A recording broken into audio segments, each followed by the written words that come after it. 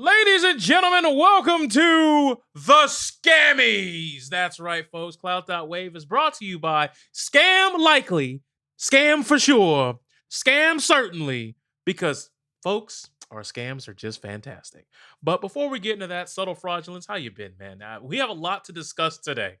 Look, man, I don't know. The world is crazy. Okay, have you seen the new title for the new Jubilee video that's come out?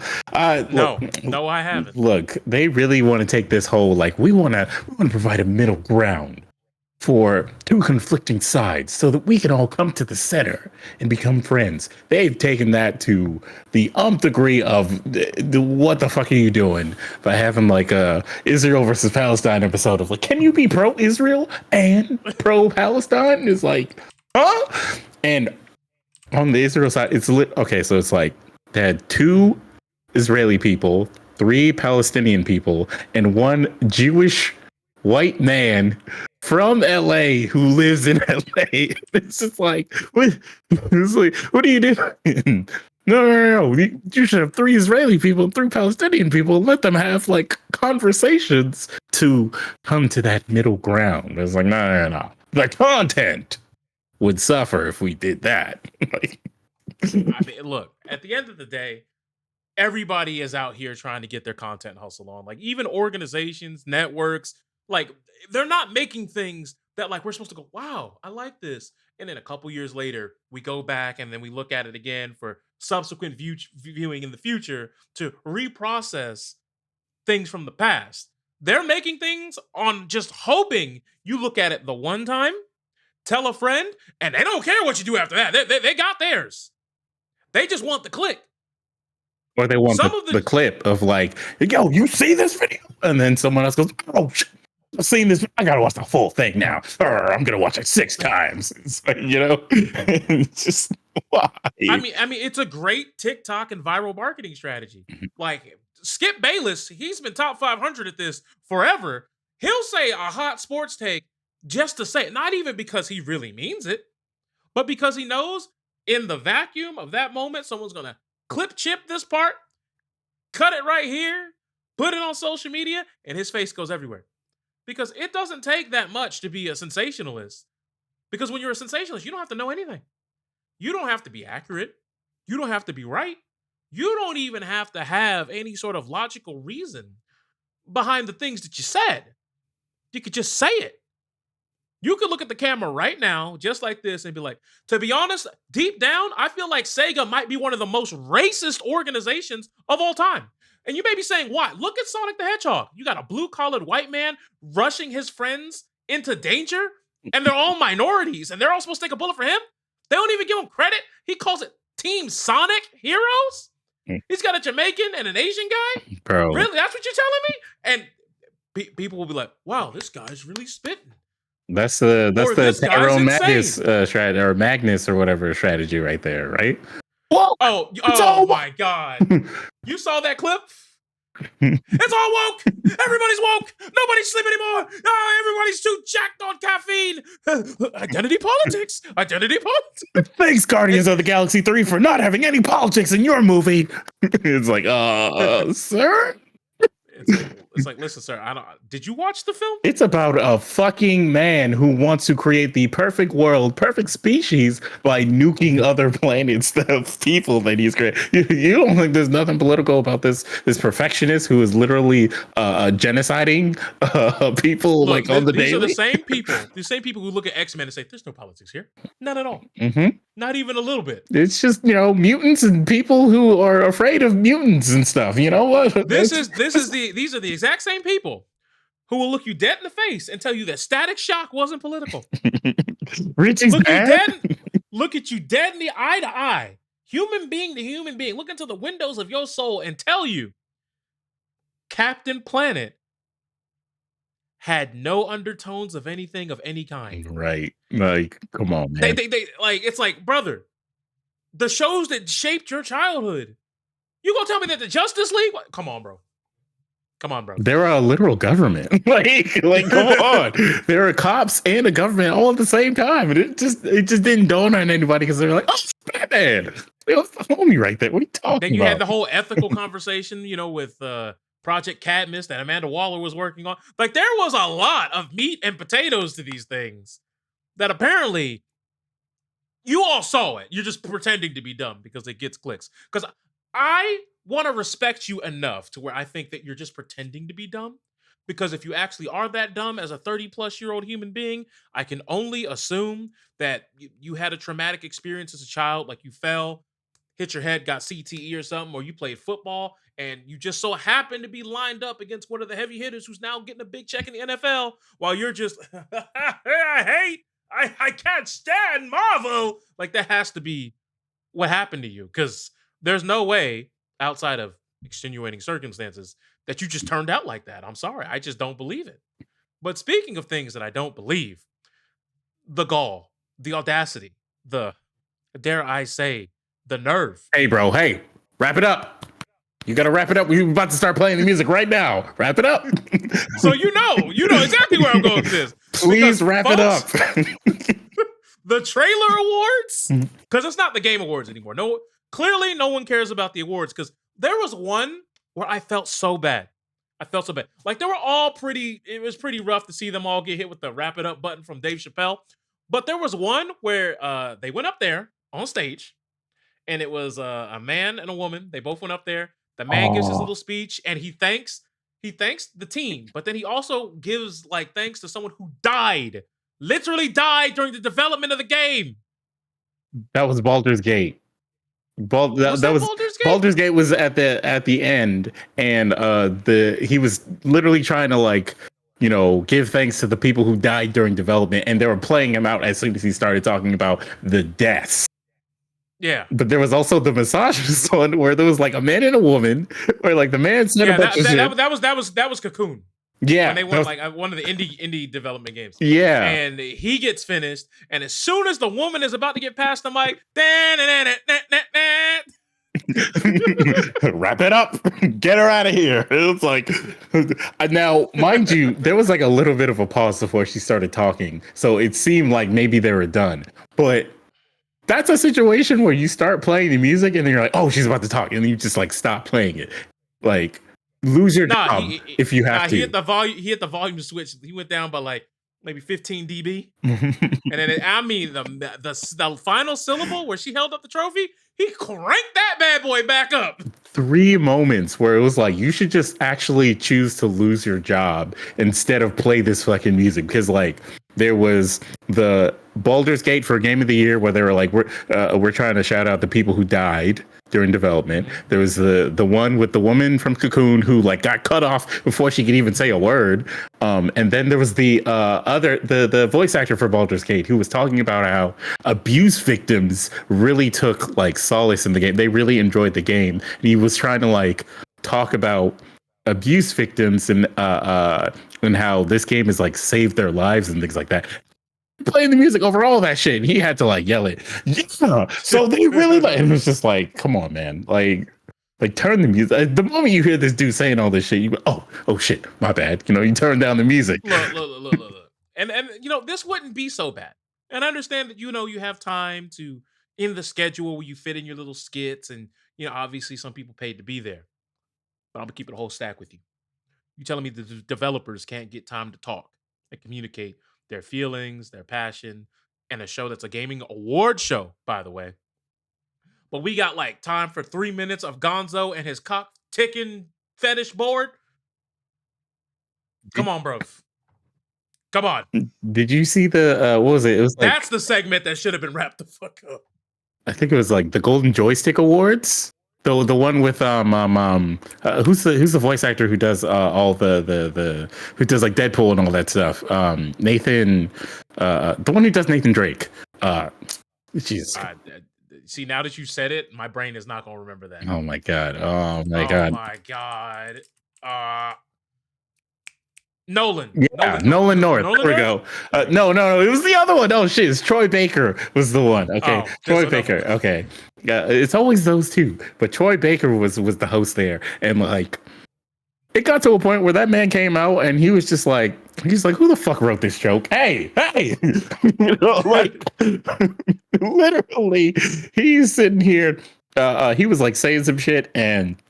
he noticed that like his tie was messed up, I think, and he just like looked at the crowd. He's like, "Oh, did you guys knew that my tie was like this? Yeah, it's been like that for a while. Wow, and you guys didn't say anything to me." Y'all just been letting me cook like this? Come on, bro. Like that dude Like, got wasted and depressed like the whole time. People got cut off. The mics were fucked up. Like it was a shit show. And somehow the Game Awards became like the organized version of that, where they were just like, "Yeah, you can come to the stage and like give your speech." No. Oh, 2 seconds. Sorry, wrap it up. Wrap it up. Christopher you want to know Judge. something else that's like kind of interesting? What? Hideo Kojima got all that time to produce Come on, basically. bro. I have an idea. Come on. Like, look at Jeff's face throughout the entire time.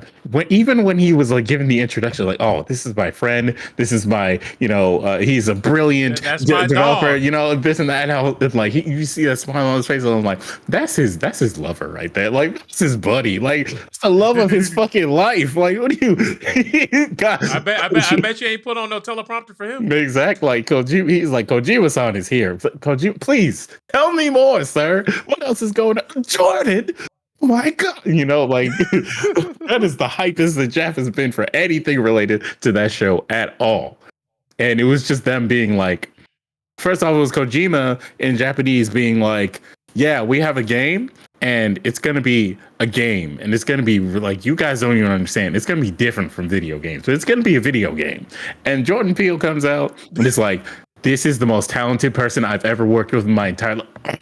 Oh my God, you guys don't even know. It's going to be so fucking good. Oh my God, he is so talented. You guys don't understand. And it's just like, oh, okay. And then they show you the footage and it's like famous actors' faces like doing their like mocap for the game, and that's it. It was just like, what? The Hunter Schafer, that one girl from the It movies. What's going on? And they're like, "That, yeah, guys, you don't even understand. It's gonna be so good." And it was like, we didn't need this at all. You could have cut this, or like, I don't know, made this part of the pre-show, or I don't know, do something. But you know what else we didn't need? There's a game that's out right now. Some of y'all may have heard of it. Some of you may have even seen us play it. Maybe you've even seen it on our Twitch stream or my YouTube channel called DNF The Duel, which is a take on Dungeon Fighter Online, the game that was out in Korea first, all the way back in the glory day of 2005. Bro. And the fighting game came out, and everybody was like, "Man, this game might have the potential to cook. We might be able to see this game for several Evros consecutively because this looks like it's some sauce." And then it had one of the worst development schedules, content release schedules, and ultimately impacts we've seen in modern day fighting games of any level, in any genre, platform, traditional, 3D, or otherwise. And somehow, it all made sense after the Game Awards. That game was never supposed to be the game they really wanted us to care about. That was just, give us some money. We'll make some bucks off the IP. It felt like a glorified asset flip at this point. Grand Blue Tech. Don't worry, we're going to use the money for the next Grand Blue. Nah, like they were literally doing the exact same thing that Grand Blue did, except somehow worse. Like they were like, "We're gonna Well, at least Grand Blue got to have a game, right? Grand Blue has two games. Yeah, I know. They got to have games. Like DNF got a game. It just got a season and a half. Grand Blue Grand Blue has 3 games now. Oh fuck. Okay. Early release for Grand Blue Rising came out, which is just Grand Blue. It's Grand Blue 2.0. Grand Blue versus 2.0. God damn it. So it was like, we're gonna have a fighting game, and then we're gonna have like an action adventure game, and then the rest is who knows, maybe more people will come to the gacha game, and we got an announcement at the Game Awards for like the first Berserker, which if it didn't say DFO or like sponsored by DFO or whatever the fuck in the beginning, I would have never guessed they had anything to do with that. I knew because Kazan is actually very integral to the Slayer portion of the lore in DNF. That's the only reason why I knew, because I saw that name. Yeah. Because they were like, the first Berserker of 25 years. And I was like, a series that's been going on for 18 years. Quarter century. There's only a few games that like fit that, but it can't be that. Mhm. And then obviously you saw Yopal, and I said, "Oh, okay, then well that explains DNF the Duel. This is really the game that they want." But I'm not gonna lie to you. Because of how they handle DNF the Duel, I am very skeptical of this game. Yeah. I will not be buying it at launch. I'll tell you that. I'm gonna need a week.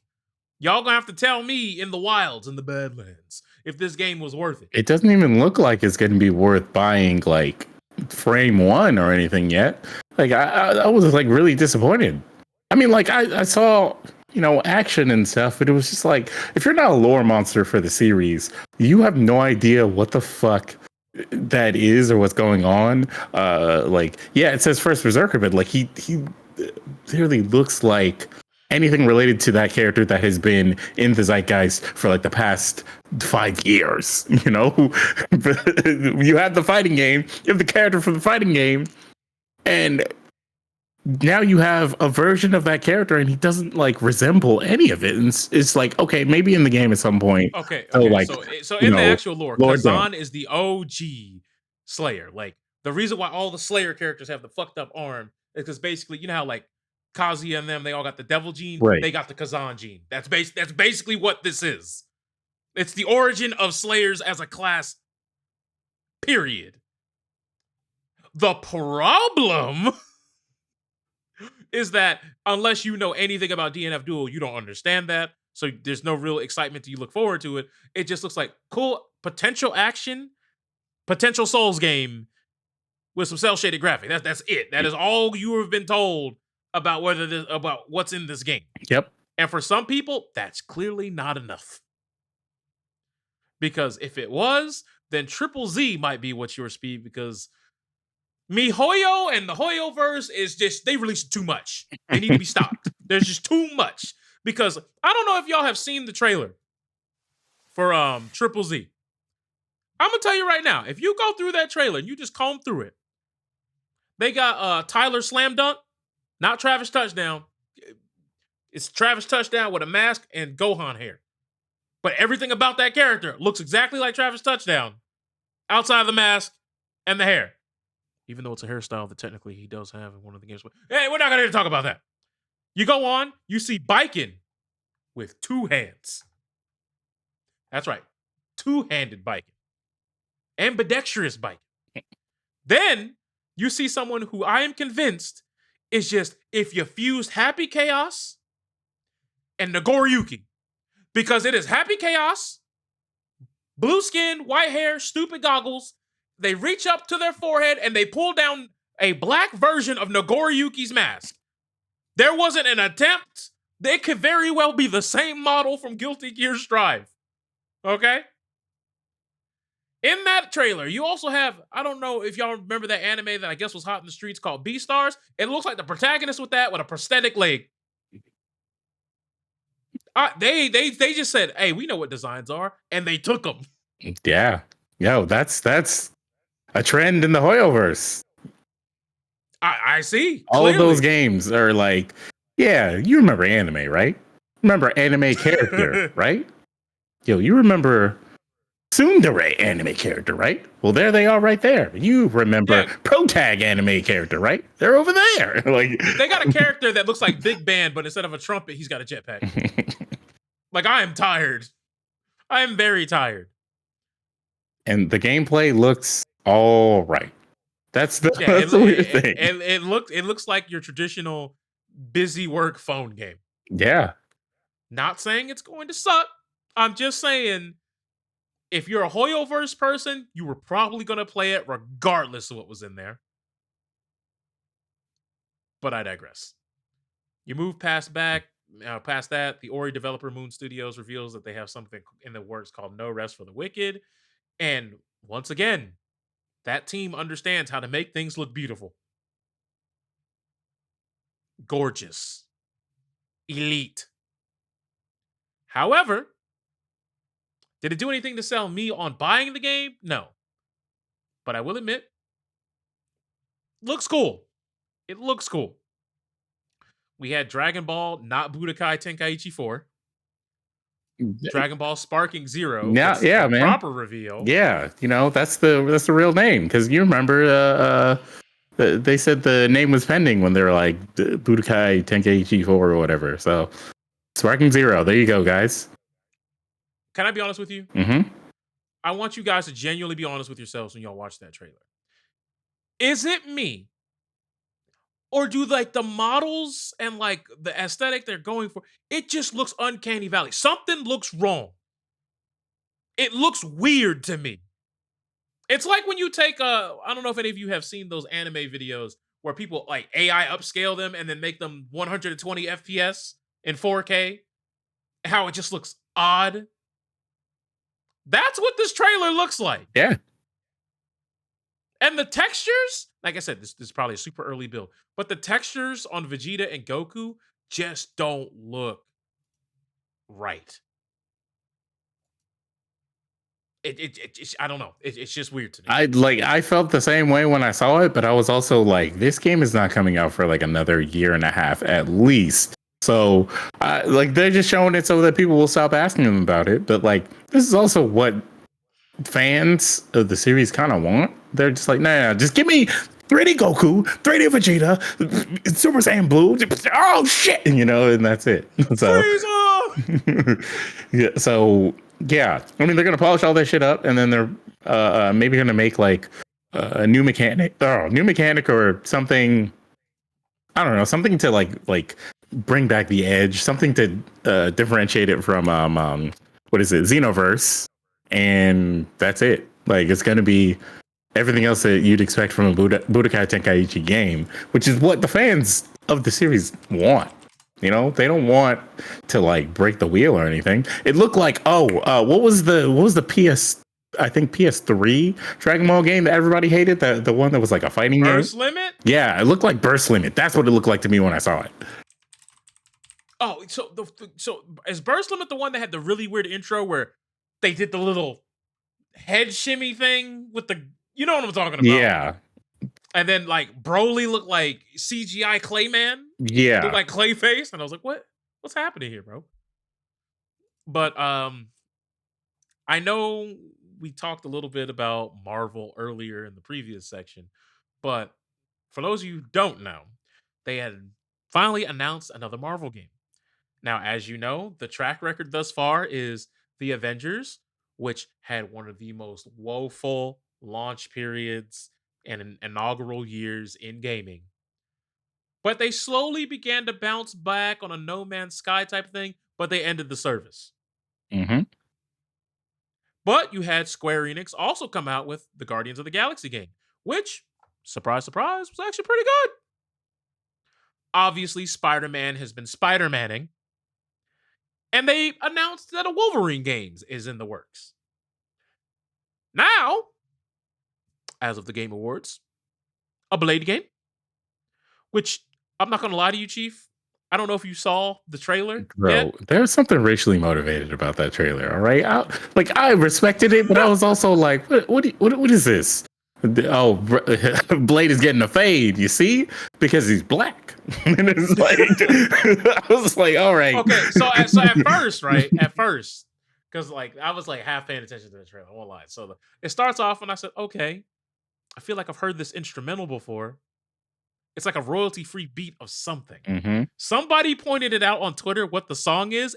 If you go back and listen to the trailer, when I tell you what song it is, you're gonna be very upset. Anyways, song's playing, and like I see them in the shop, and I'm thinking to myself, are we actually gonna get a Barber game? Because I'm not saying it's a game that I'd be interested in, but like I can't say that I remember ever seeing a Barber game like Barber Simulator 2024. Come on, bro. Barbershop the video game. Come on, man. No, let's not do that. Let's not do that. That's like saying, hey man, you ain't never played Ratatouille? That's a cooking game. But you move past that, and I was like, okay. I was like, he's got fangs, okay. And I was like, this can't be who I think it is. And cut to the cloak. He's got the jacket. He's like, it's time. And then it was just like Blade, and it was like, that's neat. But I also saw no gameplay. Mm-hmm. And we are not in the era where you could just slap Marvel on something and just think, you got my money. I'm gonna need to see a little bit more. Now, the idea goes crazy. Sir, I don't see how you can fumble the bag. do you remember the dev who's making this Oh, game? I know. I'm going to get to that. Okay. Believe me, we are getting there. Because the main reason why I say that is there was a game that was supposed to be just like Starfield, the game of the generation. This was supposed to be a game we were going to be talking about for years. This was a game that they promised was going to be cooking, and it's going to be a hot commodity off the shelves. And it dropped. I heard about it for 3 weeks, a wank, and maybe a pat on the back. And I haven't heard anybody talk about Deathloop since. Oh, ah. Yeah, I got that game for free recently. Oh, how do you feel about it? It's a video game. Look, they fucked up. Like the system. The interesting part about the game was supposed to be the like being able to like a scumbag, people by like going into their games and like griefing their games and shit like that. And like the AI version of that was ass. Like if you don't have anybody, like if you turn it on, then you have somebody being like annoying, but it's just a waste of your time. If you turn it off so that there's just the AI invading or whatever, it's just really dumb. It's like, what is the point of this? So, for as far as I'm concerned, I just thought it was one of those repetitive, like grindy games where Yeah, it's like, I'm sure once you get deep into the grind, like, yeah, all right, you're cool. But like the first 8, 9 hours, you're just kind of like, all right, can we hate to use the Game Awards signature, but can we wrap this shit up, bro? it was like BioShock with more grindy stuff in it, which was not the right time for that kind of thing. And don't get me wrong, like it does have some style to it. I'm not saying that like it was not an original idea. I'm not saying that it didn't come with anything creative to the table. It's just that the total package just felt like the entire idea wasn't cooked all the way. And look, it's one thing if it wasn't meant for me, but there are a lot of people who have seemed to feel this way in the game's own community. Now, in no way, shape, or form are we saying the game's ass. It's just But forgettable, which is worse. but when you look at something like BioShock, and you go from like BioShocks 1 and 2, then you go into 3, there was even a quality shift there. Dishonored 1 and 2, great games. Mm-hmm. But this is a bar of quality that has a lot of fluctuations with this developer. So I can't say that I'm just sign me up, baby. I can't say that. Hopeful though. Another thing that I'm hoping is good is Sega finally did something that made me smile. Cause you know, Sega don't do that. Mm-hmm. Because for years, even on this podcast, there's probably 5 or 10 episodes where I've said, we're still waiting for that moment where they finally run out of Sonic content. And it says, in case of Sonic drought, break glass. And I said, some of y'all may, if y'all can find the clip, some of y'all can find where I said, I'm sure they have games that are like, they're not done, but they're so well baked, they could show off a fully featured trailer of them that are just sitting in that box. And they done gave us what, 3 Sonic TV shows, 2 movies, third one on the way. Then they gave us a game came out last week. They made a fully featured mobile game for the Apple Arcade Oh that God. dropped either this week or last week. We got 2 games this year. Well, no, we got a game in November of last year. Then we got Sonic Superstars this year. We finally have reached the bottom of the well. Finally. And then they remembered they had other IPs such as Golden Axe, Jet Set Radio. And to be honest, Streets of me Rage. personally, we could honestly stop there and it would have been a great trailer.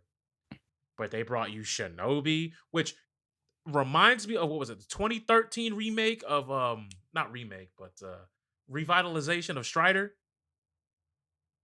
You remember that game, right? I do, but the graphic style look a little bit more like something like a different game. No, I'm not saying graphically, but I just mean like in terms of In terms of gameplay, this yeah, might be what this series needed. yeah, 100%. So I was like, okay, that's cool. We also got yeah, like you said, Streets of Rage. But there's one specifically that I want to talk about. Not Jet Set Radio. I Mhm. will talk about that, but there's one specifically that I need to talk about. Ladies and gentlemen, I want you to open up in another tab right now. And I want you to search gameplay for a game called Need for Speed Nitro. I just want you to pull that up. I just want you to look at it. Watch it while I go into this little preamble here, and then you'll see what I'm talking about. I want you to look at the character design, the car design, and I just want you to look at the art style, the car proportions. Now that you've done that, I want you to go back to that Sega trailer, and I want you to look at the crazy taxi section. There is a reason why I'm worried. Because when I saw that, I saw a game that I do not like, that I know I don't like, that was a Nintendo Wii exclusive, okay? Mm. And I'm just here to let you know right now, I don't want to go through that again. You might have to. Look, Nah. I was concerned about the Streets of Rage footage that they showed because, like, it dawned on me by like the reactions I've seen that people, I think people forgot Streets of Rage 4 came out and like it just got a patch like not too long ago. Like, there's the direction that Streets of Rage should be going in, and like seeing this trailer, I was like, it's not going to go in that direction, and it looks like this is going to be a remake of Streets of Rage 1. Mind you, like this trailer was like a Sega's doing video games again, and like the different developers are making all these games. It's not all from like the same like people or whatever, same teams, you know, any of that shit. It's just like Sega's doing video games again. You know, that's it. The only one that I know has a lot of the OGs that they've confirmed anyway is the Jet Set Radio one. Right. So the Streets of Rage footage was like some 3D footage that looked like maybe it's gonna go back to its roots, which that series shouldn't do that. Like, if you play Streets of Rage 1 now, you could probably have some fun with it, but it's kind of boring.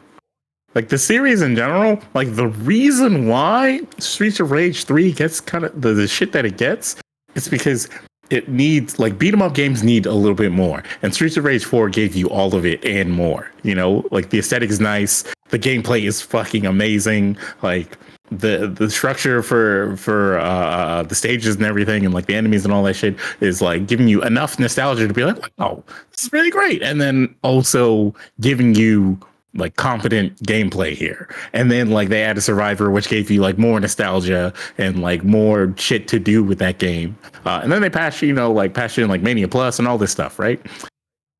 It feels like this is going to be made by a different dev. Like Guard Crush is not going to be related at all, which means the like fighting game aspects that were added to the game that made it like really cool, that made the combo system really cool, are going to be gone, and it's going to have like a 1-2-3 blitz kind of combo style, because it has this like 3D like type things. And don't get me wrong, I'm not saying that the combos that you can put in there are unique, can't be unique anyway, but once again, super early footage, but it really looked like, and like I said, it was like 3 seconds. All right, we can't judge but so much, but it really looked like it was just going to be like jab, jab, grab, slam, jab, jab, combat roll, jab, jab, like that. That's the extent of what you're getting. You're not gonna be able to do like 600 hit combos, but at the same time, there was this thing where it looked like it was like zoomed in up close. It could have just been a cutscene super. We don't know if it's gonna be like one of those hybrid games where there's gonna be one section of the level, it's 2D. Then it opens into certain 3D arenas. We don't know. Yeah.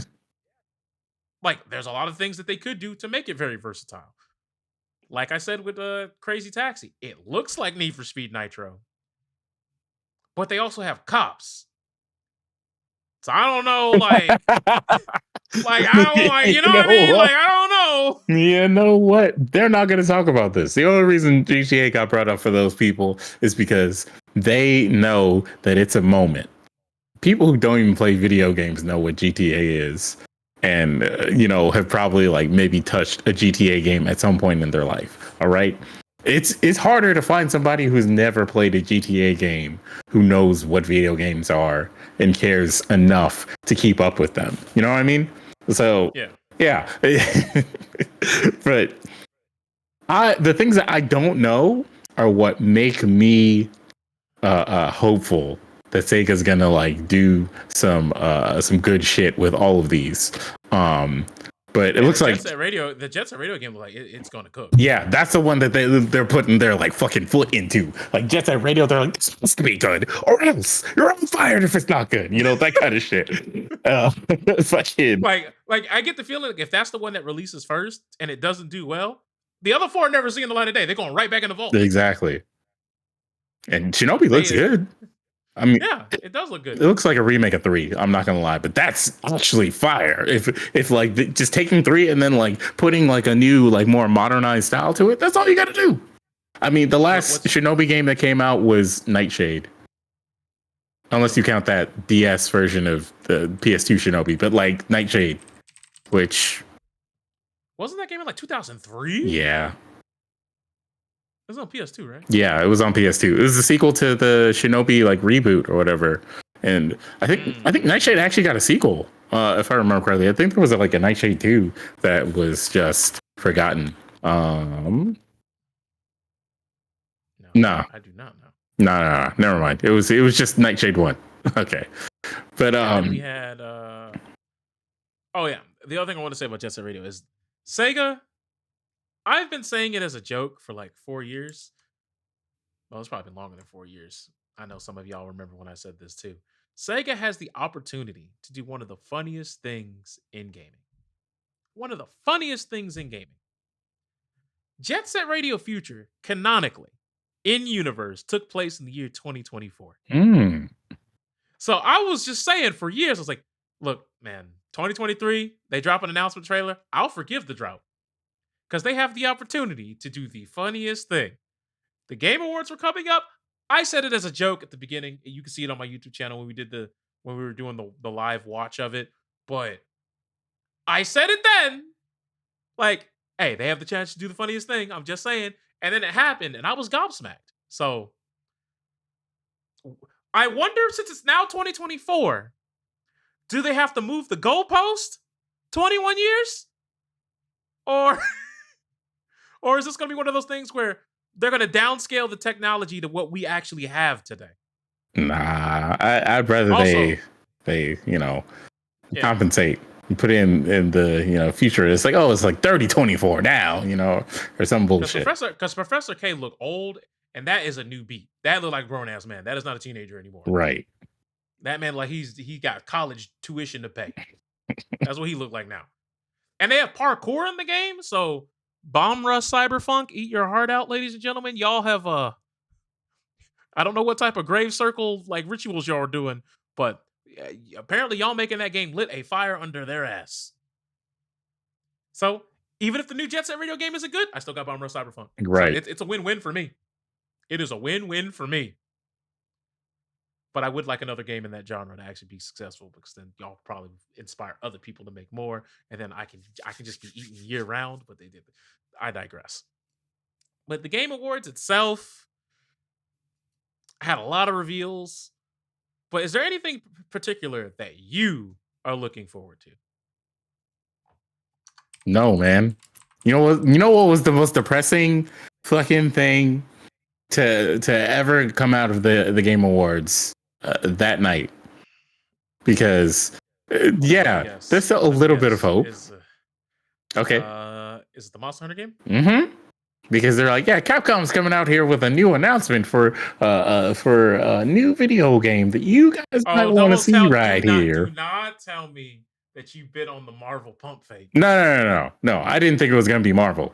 Like it was in my brain because like someone had pointed out, like Monster Hunter Anniversary was coming up and all this shit. So like it was in my brain that this like alleged unannounced March 2024 title was gonna be just some like Monster Hunter title.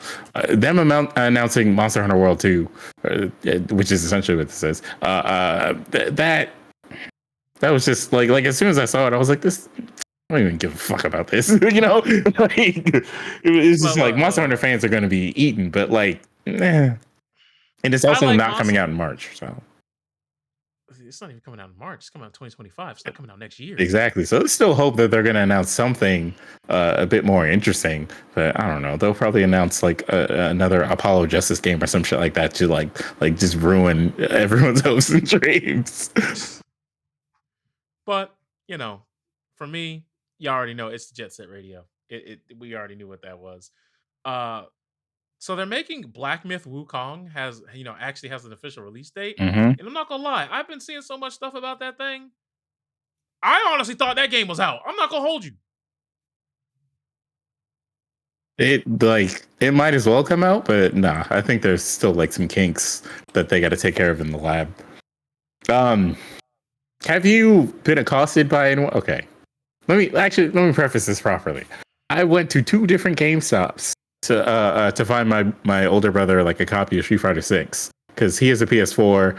He's like old Street Fighter 2 head, whatever. Like he loves the series or whatever. But he doesn't really play games like that anymore. So he played it a little bit at my place. Was like, yo, get me a copy of this or whatever. I was like, I got you, bro. When I tell you, I went to GameStop, and the first GameStop was closer to me, so I checked there, even though online it said they didn't have it. I was like, maybe they were wrong. Dude, like, walked in there, asked, if they have the game. Dude immediately was like, nah, I know what's in that drawer. We don't have that game. I was like, okay. And then he's like, oh, didn't they win an award for something? At the Game Awards? And I'm like, oh, yeah, they won Best Fighting Game. Man was tight. He's like, Kombat should have won that. Come again? Mortal Kombat 1? That game's not even out yet. Functioning lobbies. like, right. Like, huh? You're right. We in a beta test at this point. Exactly. We don't have functioning lobbies. Right. Online connectivity is spotty. Mm-hmm. We don't have any sort of hub system. We don't have anything that's like a good side mode to the story because Invasions is not it. Invasions is ass. Oh, man. Like, you look at what Street Fighter 6 provided with World Tour alone, on a content provision standpoint, washes everything MK1 did. Exactly.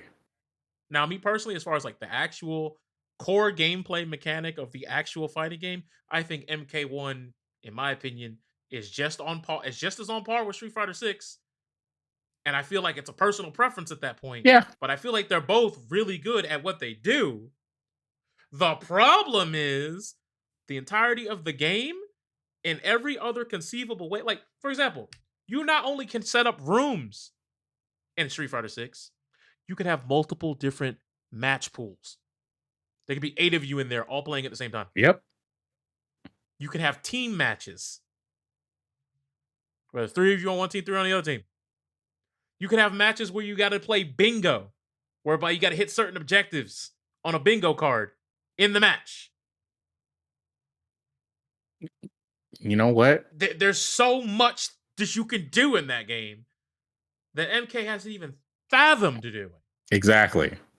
So, also, you reminded me because I forgot that this was announced at the Game Awards because it was spoiled for me and I was upset.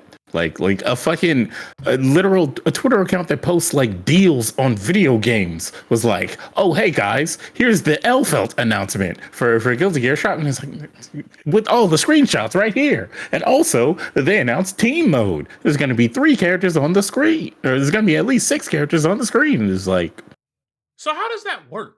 I don't know. Nobody knows. That sounds like it'd be very congested. Or is it going to be like we're an amalgamation? So like if I do like down forward punch, am I going to get hammer fist forward, Eno note, no, and then a Kai projectile all at the same time? Hey, bro, you ever play Guilty Gear Asuka? No, sir, I haven't. Tell me. Enlighten me. They're going to include that little Z axis there so you can have 2 battlefields. All right, I'm never playing that mode. Right now, that shit sounds like a 2-pack of ass. They didn't announce shit about like how this mode is gonna work. I don't think that there's gonna be like. I thought it was gonna be like the Dead or Alive thing, where like my first character beats your character, I get a little bit of health back, like KOF. Yeah, I'm thinking maybe it's gonna be. It's either KOF style or it's gonna be like a DOA 5 style, where like you can just tag in characters like immediately to do like tag combos and shit like that. Yeah. Like that, or I guess MK9 style would be more familiar to people. That would work too. Either way, it's just, I don't want to make assumptions because I don't know anybody who was asking for that. Yeah, why? In the Guilty Gear space. Like, Elfeld was cool. That was a good announcement. Like, look, if that didn't get spoiled, that shit would have been fire. Even though the Game Awards was just like commercial break time, and it's like, oh hey, what's this? Guilty Gear? Huh. Oh shit. Like that was Got it. this Guilty Gear in here. But Elfeld is cool. Like her design is really cool. The microphone and like the singing and all that stuff is really cool. Them like changing her into Noelle Vermillion is pretty nice. Guilty Gear Noelle Vermillion is pretty nice. Whatever. But hey, people are having fun with the character. The character is like redesigned is nice. Redesigning the way she plays is like revitalizing her for the people who are like traumatized from like Xrd Elfeld. Like it's really cool. It just sucks that all this shit got leaked, so it just kind of deflated the announcement. But this team battle thing, I'm like, what the fuck is going on? Like, I don't need that. But maybe they'll find a way. Guilty Gear fans will have fun with it. Maybe I'll boot up the game for some Elfeld play.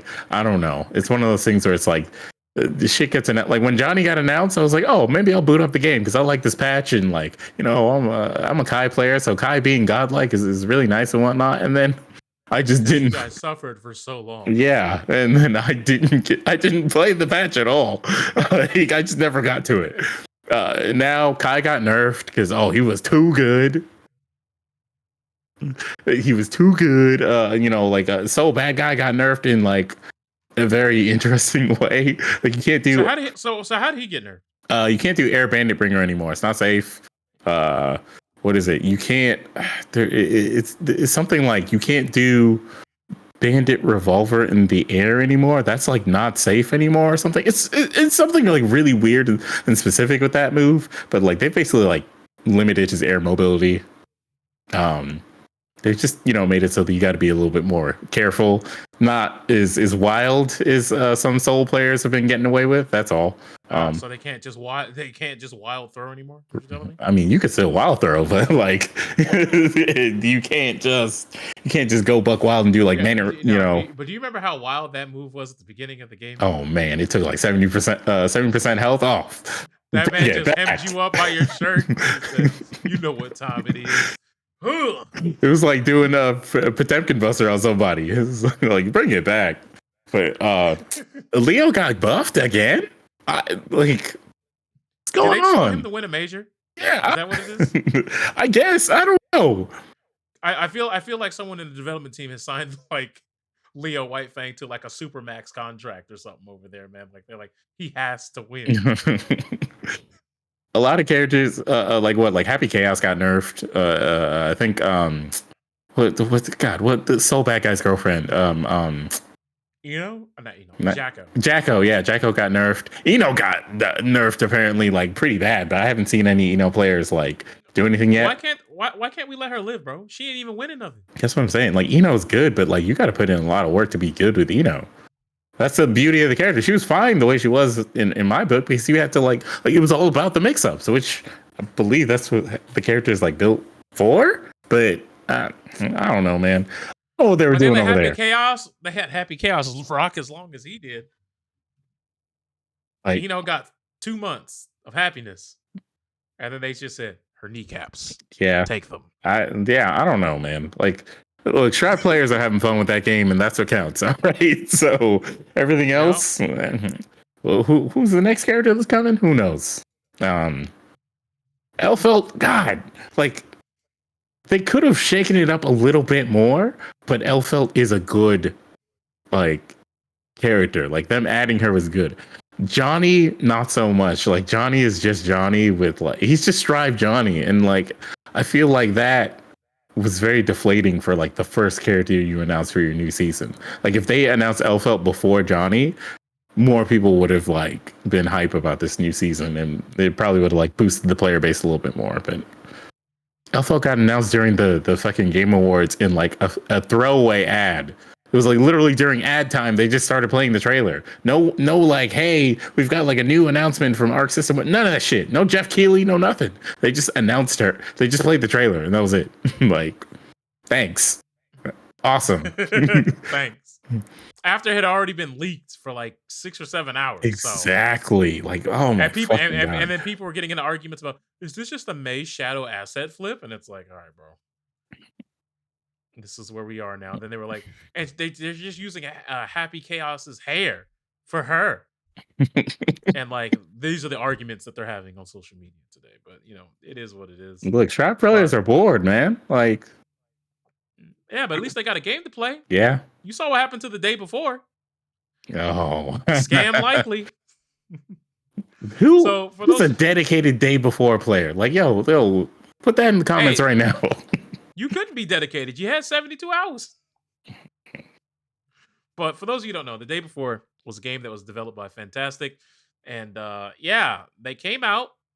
They said, hey guys, we know you pre-ordered. We know we got your money. We know it cost you $40. But yeah, y'all weren't happy with the game. It's been reviewed pretty dog shit. It's pretty terrible. We didn't put our best foot forward. And we couldn't No Man's Sky it, try to, help you guys get a little better game, a little better experience. But we realized that financially we're going bankrupt because we have no money, even though we have all of your money. And we didn't make a cent, by the way. And we're just going to close up shop. Game hadn't even been out a week. Mm-hmm. Game's been out for 4 days. Hasn't been enough time to even be able to say anything like that. But they're like, damn, we didn't make enough money. We're going out of business because we don't have any money. Sorry, guys. We gotta go out of business. Actually, we're taking the game off the store too. So like, sorry, we're gone. We're out of here. It's like, and it's worse than that.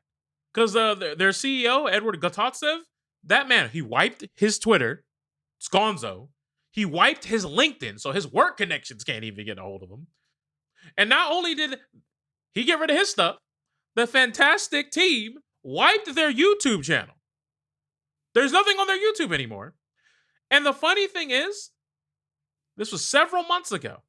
There was an interview conducted with their development team, and there was something that they did say on their own YouTube channel at one point, in which they described Fantastic's culture as being based on the idea of volunteering. Ladies and gentlemen, that is the first layer of a scam likely. They go. If you're a dev for anything, but it's like if you're a game dev and somebody says, no, volunteer work. Like, we're gonna give you some rewards. Like, you'll get a gift card, bro. Exposure. Like, yeah, we're gonna give you exposure. Like, then don't take the job. Like you may be struggling, but don't take the job. And this was on their official website, by the way. Like, their culture is based on the idea of volunteering. This means that every Fantastic member is a volunteer. However, some developers are more volunteer than others. Full-time volunteers are paid salary, which means you're not a fucking volunteer, but you're getting a salary. Right. While part-time, you can't be a part-time volunteer. That doesn't make any damn sense. But who work on translation and community moderating are paid in participation certificates and game codes? I'm on the staff and in the credits, and the best you can give me is a game code?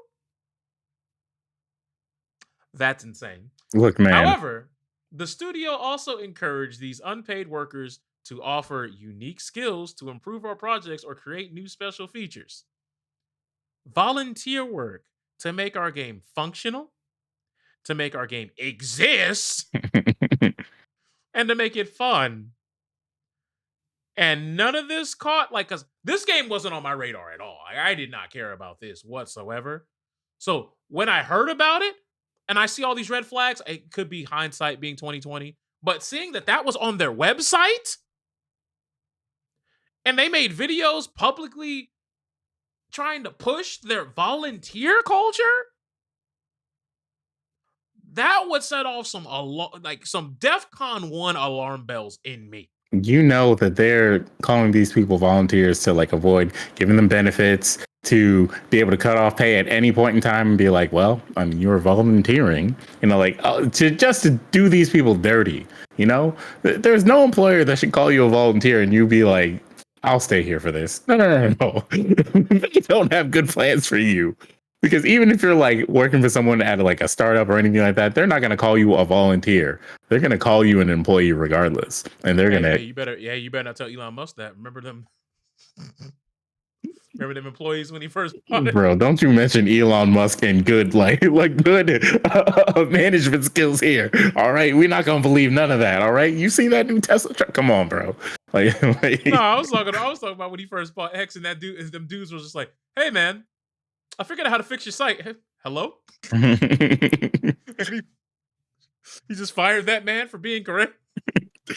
Oh man, he came in. What? Or the people who open their laptops hit log in and it said, "Who? Who are you? We don't know you no more. Oh, by the way, we're gonna need that laptop back." God, you just like. I mean, wait. What are you working on over here? What? The feature to do what? No. Why would we need that? No. You don't need to do that anymore. Actually, there's a lot of you over here. You know what? Let's just get you out of here. You know. Man, Speaking, we only had people that could work on.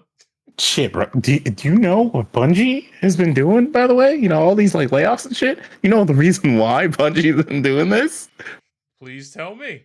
So they, when what is it? Was it Microsoft or what's the company that bought Bungie like recently or whatever? For Destiny, Sony. Okay, when Sony got Bungie specifically for Destiny, they were like, Destiny 2, it can be very popular. So we'll give you a bunch of money so you can hire all these devs to boost up the game, make the game more popular, make it more of a success with your DLC and blah blah blah, this and that. And Bungie's like, oh, bet, yeah, we're gonna do that. Don't worry, guys. Our game is popular, and we're gonna make all kinds of money for you. And don't you worry. And now we're at that point where it's like, where's the money? I'm looking at the numbers. Ooh, this is not doing as well as we thought it would. So you're gonna get rid of some people so that we can make back some of that money that we gave you. And we're just going to have as little people working on this as possible. And maybe we'll shut down the game. Oh, who knows? But you got to get rid of them. And so now Bungie, who hired all these fucking people without knowing that they were hired to basically make themselves look better than they actually were to Sony, have decided we're going to fire all of you so that we can appease our Sony gods over here. And so now Bungie's got a skeleton crew working on Destiny 2. Destiny 2 looks like it's out of here. And what Sony's talking about, maybe possibly selling it and shit like that. What is that? I think Microsoft was thinking about buying it, and it's just not looking good. And Bungie is not the only company that's firing people because they tried to make themselves look good. What's funny about that? It's not even this isn't even Sony's fault. Right. These were Bungie's executives that came up with these decisions. And it's at a point to where there's a Bungie employee who said, and I quote, "I'm angry, I'm upset. This isn't what I came here to do. It feels like many higher ups aren't listening to the data and are like, we just need to win our fans back. They still like us." No, they don't. We got rid of some of our most knowledgeable and beloved folks who have been on here for 20 plus years. And every day I walk in afraid that I or my friends are next. No one is safe. Imagine going to your job and knowing anybody could get the pink slip. Yep. At any point, that's not a work culture. That's a crisis. Exactly. Because they released almost 10% of their employees.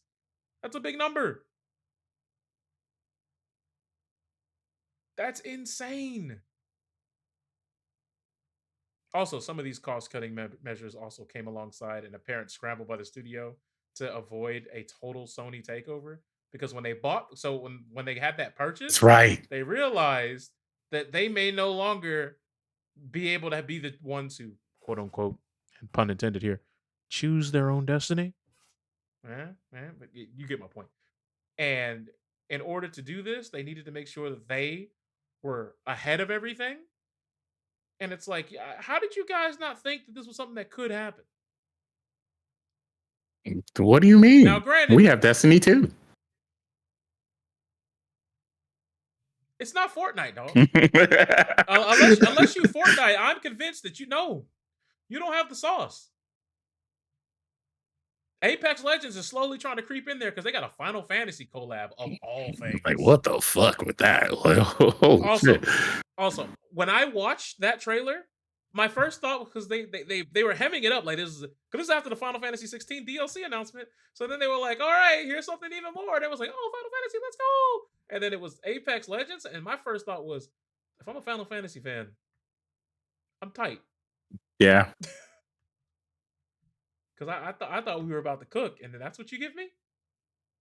Hey man, they got the music video with the stuff for the new Final Fantasy 7 game that's coming out. You got to see Vincent. Come on, man. that's really it. I mean, I guess. And people freaking out over Cloud and Aerith. You know, they're like, "Yo, what is it? Revenge history. What are you doing?" You know, like that's it. But this whole thing is like big scam. Mm-hmm. I just don't understand because what's worse about the Fantastic situation isn't even what they did to their patrons. The worst thing is any other mid or small size game studio that wants to do this type of thing, but legitimately, we're now going to have like 16 asterisks, 44 alarm bells, and like 16 podcasters and 20 YouTubers come out and make full statements going into the background of the game before a lot of people are even willing to even throw a cent towards these games away. Or they're just going to have to bite the bullet and become free to play and then go around for 8 months saying, "Hey, we're trying to do it." They end up just like Knockout City and Rumbleverse. God. You know, the sad thing about Rumbleverse is that they got the players, but they didn't have enough people actually like paying for stuff. Exactly. Like that's the risk you take with a free to play game. Not every game can get Fortnite licenses to be like, "Hey, we're doing collabs with Marvel, Family Guy, One Punch Man, Dragon Ball." Like every game doesn't have that opportunity afforded to them, especially the mid and lower end, developers. And it's just not. Those games were not as predatory about getting you to spend money. That was their main problem. They were not trying to get you to like scam your, like they're not trying to scam you out of your money, and so they didn't have enough money to keep going. There's a reason why Overwatch 2, even though they charged a lot of their players $60 at launch for Overwatch 1, there's a reason why in Overwatch 2, if you wanted to get all 5 of those K-pop skins, you had to spend $80. That's more than some games full-on collector's edition that has the future DLC intertwined with the purchase for 5 skins. That's insane. That's nasty work. But the reason why they have to do it is because if they don't, they will end up just like Rumbleverse. Shut it down. Go ahead and cancel this shit. Yep. I mean, look at the Rock of Blade point. They were $20, or what was it? It was like $29.99, something like that, at launch. People bought it, and then they realized a lot of people who bought it were getting sick of it because the way that they handled player relations and the fact that it seemed like the Chinese server was getting way more support, frequent feedback, and things of that nature than all the other servers, and the online netcode was just absolutely in shambles. What do? They come up with one big patch and make it free to play. They have 2 B skins. Maximilian dude has a skin. I don't even know if he plays the game, but Max is in it.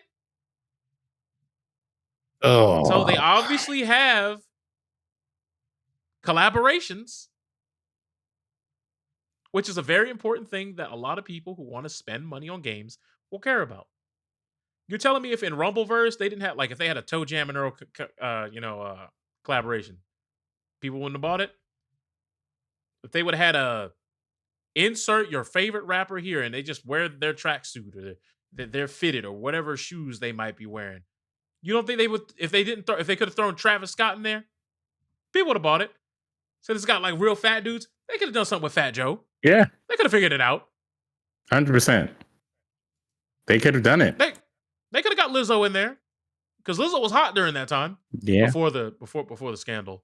By the way, we gotta we gotta check up on that because like towards the end of that, like being in the zeitgeist, there was a lot of talk people of like poking holes in those those stories. They're like, oh, this is not seeming as true as we thought at first. This is seeming a lot like some bullshit going on over here, trying to like make Lizzo sound more predatory than she actually was, that sort of thing. It's just like, huh. And then we all just kind of stopped talking about it. I don't know, something else happened probably. Like who the fuck knows? There's just like it's really hard to care about anything when everything is just happening all the time. Bro, like there's just so much happening all the time. Have you heard? First off, have you heard about this Katie Cox shit that's going on in Texas?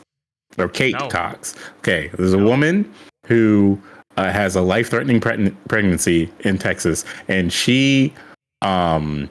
Is that the one that had like the weird like miscarriage in the toilet stall or something? No, I think that's the lady who's getting arrested for having a miscarriage. She's like literally possibly going to jail. The black woman who's possibly going to jail for like having miscarriage. That's fucked up too. But this other woman, she filed something so that she could get granted, a circumstance so that she could have an abortion because this pregnancy is literally life-threatening to her.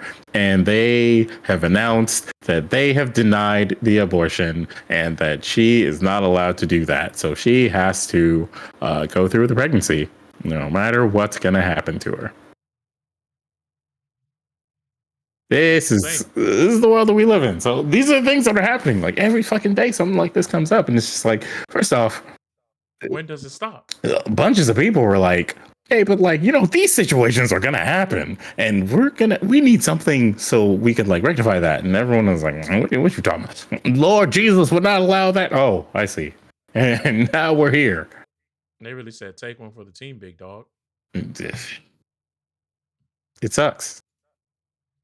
It sucks. Like look, that shit should not be happening. Like 100% should not be happening. At the very least, you hear about the situation, you'd be like, no, but like let's make sure that the woman is safe.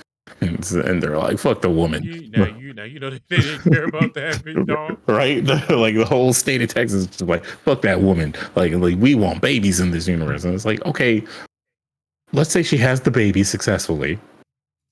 But the worst comes to worst and she doesn't survive. Now that baby has to live without a mother. And what are you going to do? Like, it's going to go into the system, which is terrible. So y'all going to pay child support? Right. Like the system is terrible for kids who, okay, foster system is bad.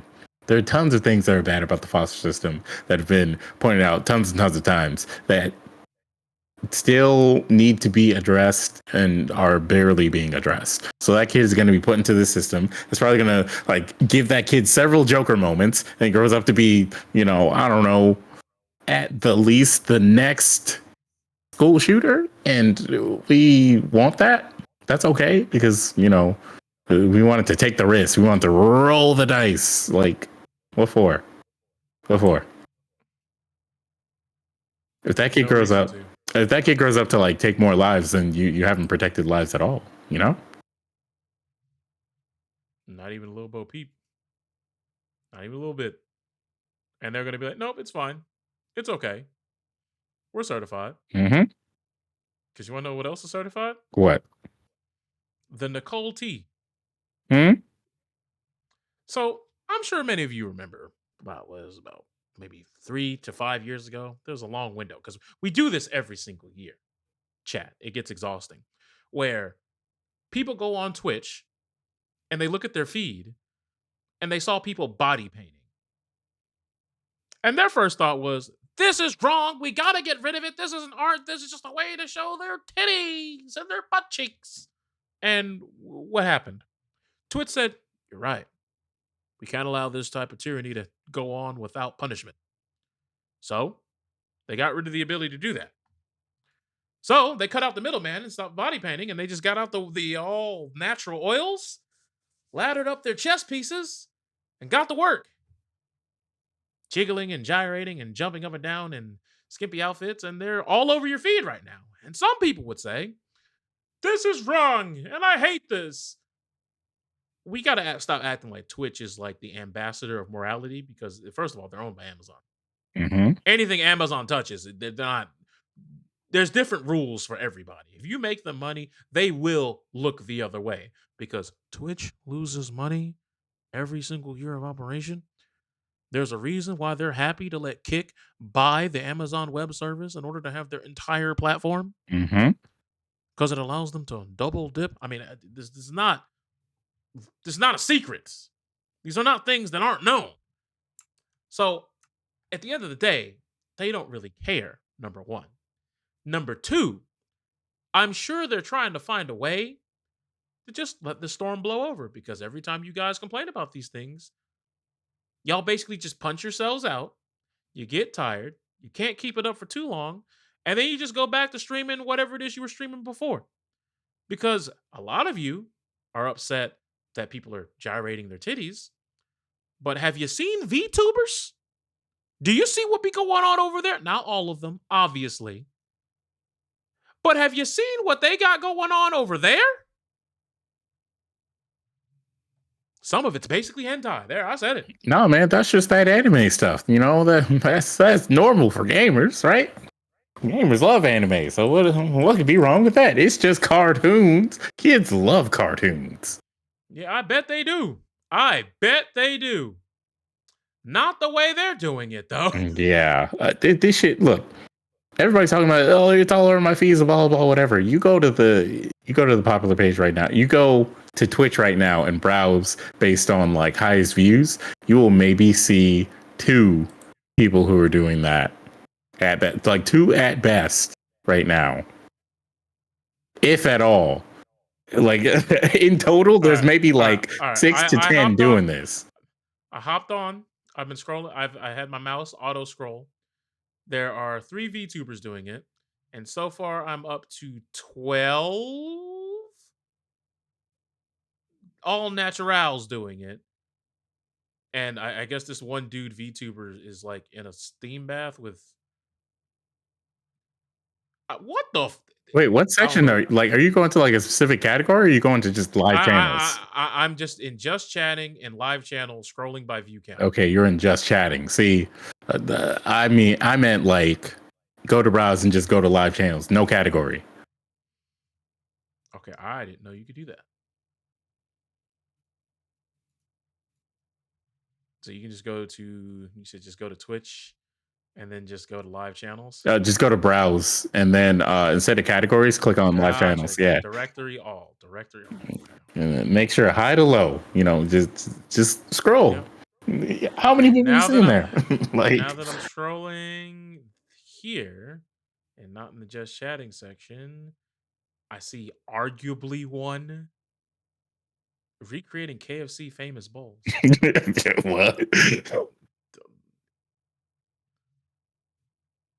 So scrolling in that section specifically, I've only seen the 1. 2 live 3DO SMR. I feel like if I click that, I'm about to get terminated. I'm not going anywhere near that. So through about roughly 10 pages worth of scrolling, I've gotten 2. And these are different 2 than the ones on the just chatting section. But in the just chatting section, I expect to see that. Right. And even there, like it's not a majority of the streams that you're seeing here. And not gonna lie, not only is it not the majority, it's not even the most popular. Like it. Yep. Like you can't say it's a hand waving meta of being in the top 0.1%. Like, don't get me wrong. There are going to be horny people who are going to find you regardless. So wherever you are, if you look good enough, you could be wearing clothes. If you have a cute face, I'm telling you right now. I'm gonna give you a quick tip. If you look like one of these 3 people, or even remotely in the same hemisphere in the looks category as any of the people who I'm about to mention, go ahead and make yourself a Twitch account right now. Get a nice mirrorless like Sony camera, for like get a refurbished one for like $200-300, and make all the money. Are you ready? All right.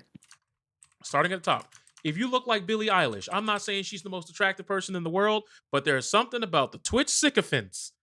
You won. You're in the end game. You might as well be Thanosing their pockets. You've won. You there's nothing that I need to say. You've won. Number 2. Some of y'all may disagree. Didn't ask. If you look like, actually, I want to see how you feel about this. I want to see how you feel about this. All right, you ready? Mm-hmm. I want to make sure I pronounce her name 100% accurately. Okay. And it's not. If you look like, can I get a drum roll for this one, please? Damn, it's really not coming through. Nah, I mean, I'm not trying to like, Anyways, you know, Zoe Kravitz. if you look like If you Zoe look like- Kravitz, you should not be on Twitch at all. You should just have an acting career in general or a modeling career. Hey, look, I'm talking about just something you could do right now. You don't need no casting, nothing. You could just get right to the bag. I mean, Okay. True. Or if you look like any generic cosplayer from the past quarter century, just get on Twitch.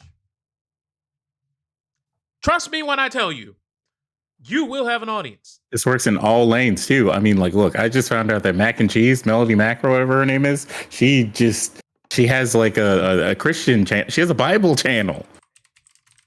And then there's like there's one of those chicks that does the I'm the counterculture whatever nerd like zeitgeist. I think her name is That Star Wars Girl. She's also looks like and is. You mean the one that literally just gyrated her titties for the camera? Yeah, she just looks like the average cosplay girl that you're like referring to, and she has like a huge audience because she has Star Wars in her name, and she looks like that, and she's just like, yeah, but the woke mob, and that's it. Like, as simple as that. I mean, hell, there's even that one chick who always just she sees something that slightly could even be misconstrued as woke, and trust me, within 2 minutes, without zero research being done, she'll hop on there.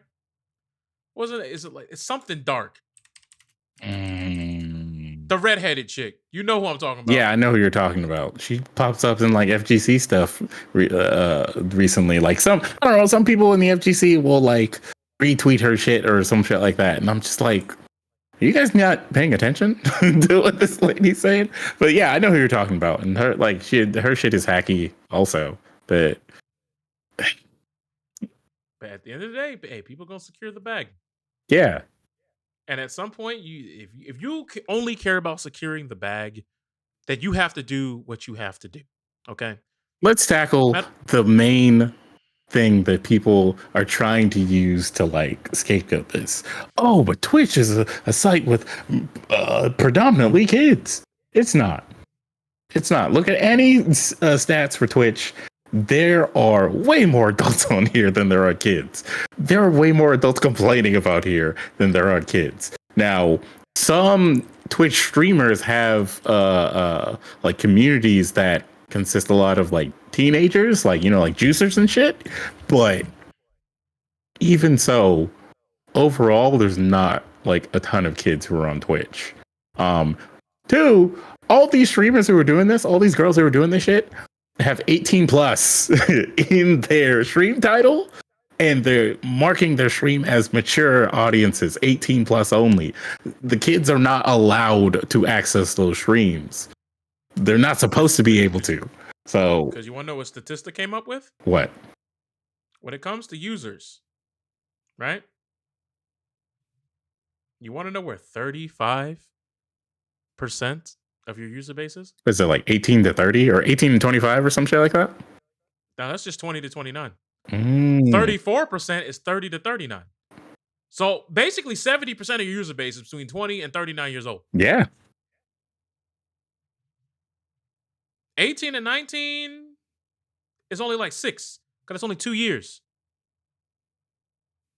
You gotta remember, I think you need to be 13 to make an account on Twitch. Yeah. So really, that's only a 5-year pool.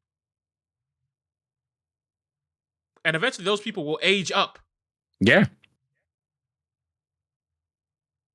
So like the kids argument, it's null and void. Mind you, I will say this. Okay, I will say this. Like this shit with the like, topless, like, oh, the titties are like right at the bottom of the screen thing. First off, this has been happening on TikTok for like at least the last year. And they don't really do shit about that either. Like, You know what? No, no, no, forget it. I'm gonna kibosh this right now. okay. Yes. Is it a shame that your 5-year-old Timmy could get on here and see it? Yes, but why is your 5-year-old Timmy on Twitch? Let's be honest. But what about 14-year-old Billy? He's just now going through puberty a little bit and he might be a little horny. Well, maybe you should be supervising what your teenagers are watching Yeah. and ask the proper questions on why are you watching that stream, Billy? Or if you're like, why is Susan watching this or or Jimmy's watching that? It shouldn't matter if you are parenting and you are supervising your children and curating their content. Because I don't know if you know this.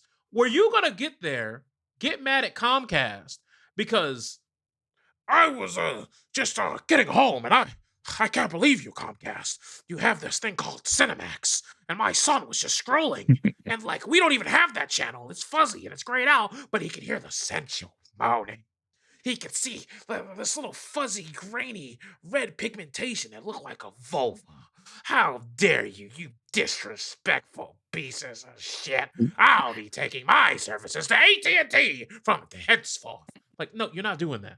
Bro, like kids can see like horny shit in like a Hardee's commercial. Like, what are you like? What are we doing right now?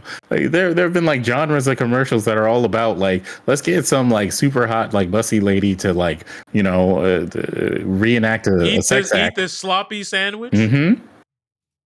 And then just be like, oh, aren't you horny now? Maybe you should buy a burger. It's like that's just been a thing for like years, But I will say this thing with the whole like topless shit is like we all know and they all know. It's like that's a little much. That's a little too much.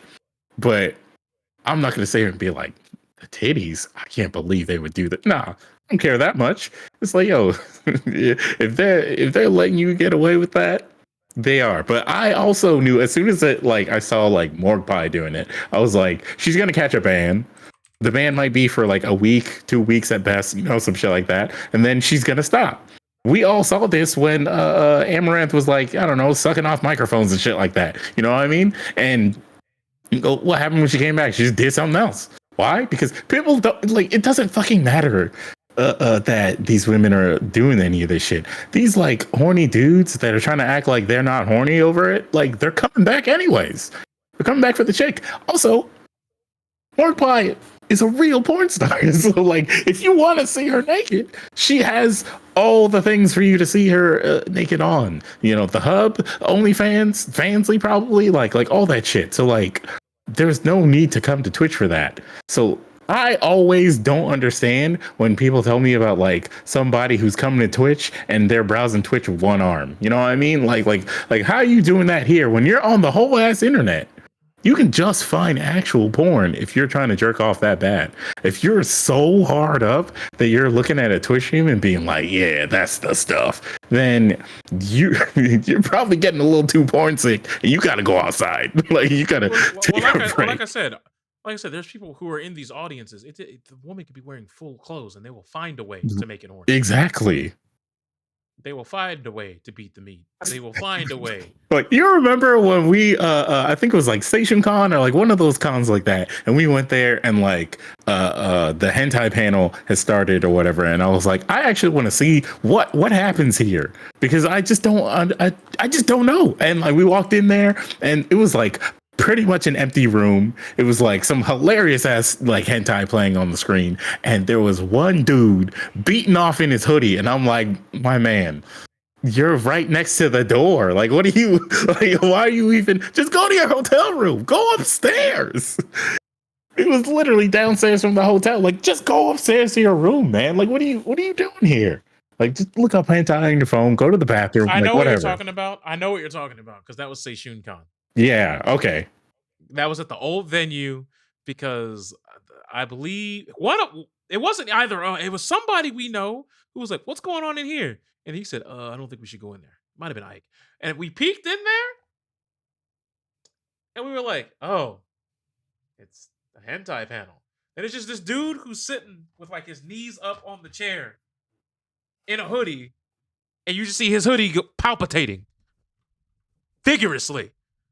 But his face, literally, just Oh like, no, his oh, face was yeah. or He like, you know, was it was just like, come on, man, like just go to the bathroom or something. Like, get out of here. Why here? You don't even care. because remember it's a 1-floor hotel. He could have just walked to his room. Exactly. He did not have to do all that.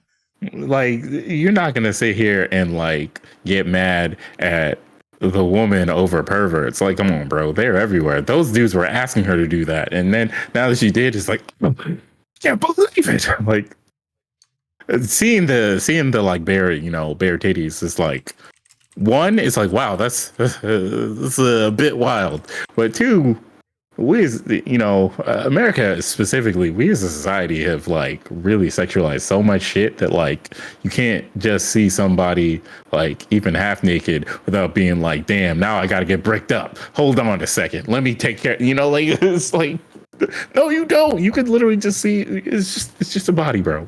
Like, you don't have to. It doesn't mean you have to like do anything at all. It doesn't even mean you have to be horny right now. You could just be like, oh, well, she's living her life. Anyways, let me get back Now to what that's I'm not doing. the now that's not to say that they're not breaking the terms of service and should be banned. And most of them who are doing it that way, the ban's coming. Yeah, a few have gotten banned. At least two have gotten banned so far. So yeah, I mean, like they're gonna get banned, but like, what is it with the body painting stuff? Like, it technically meets TOS, but they're just gonna make up a reason to ban them anyway. So like, you can't use the, well, it's a part of TOS like argument, because they can just be like, well, I mean, you're And causing a besides, ruckus. if they're a marketer who knows how to market, they will definitely flip that asset to being, well, if you want to see more streams like that, you're going to have to go to my whatever premium site they have where you can buy for these things. So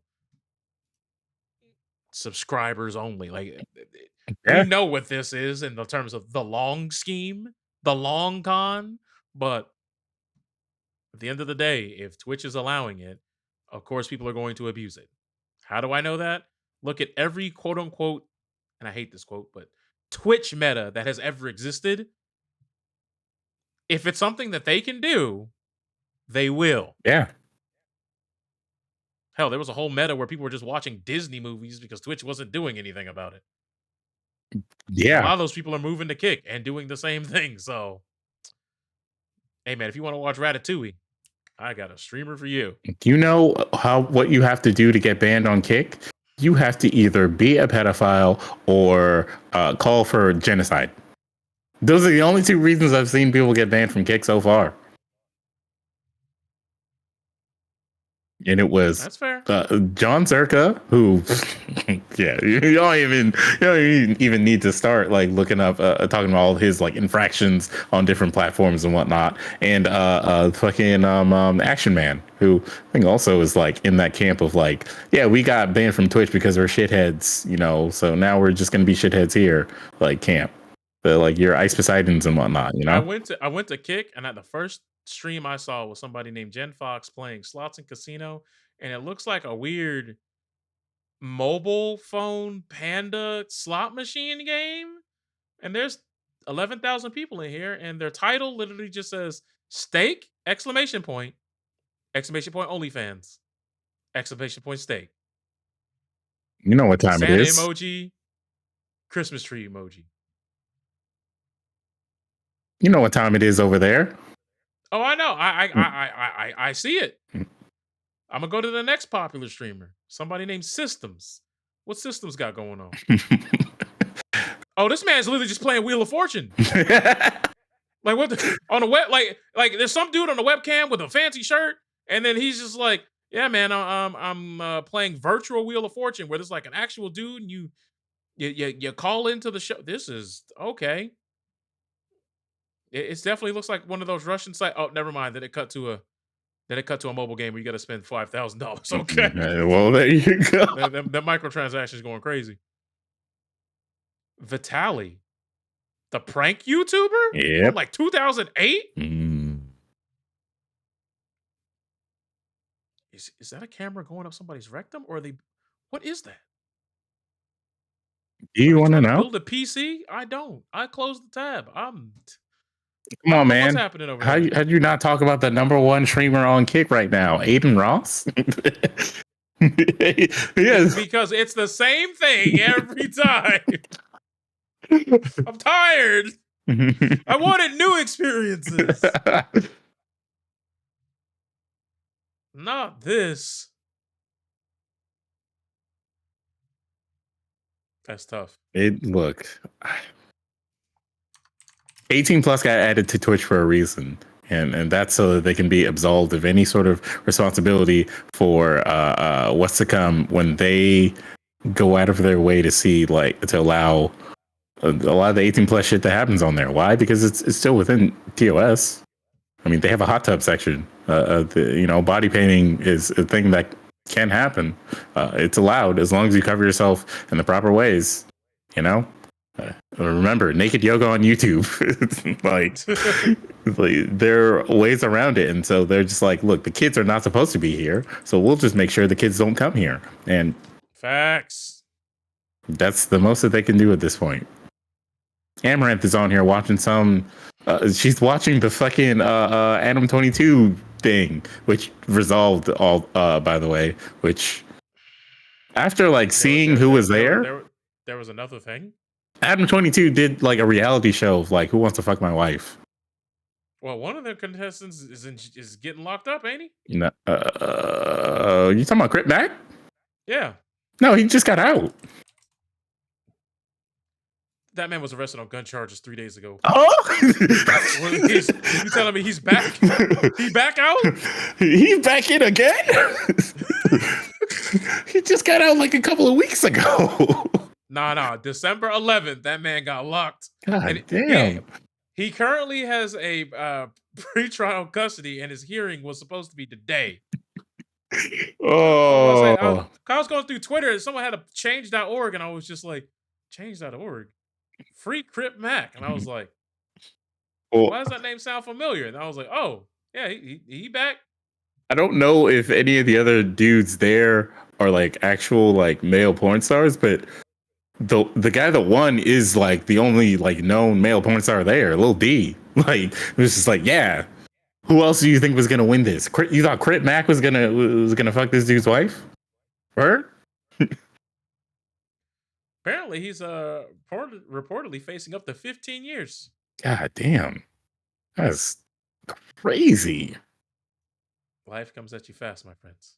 Yeah.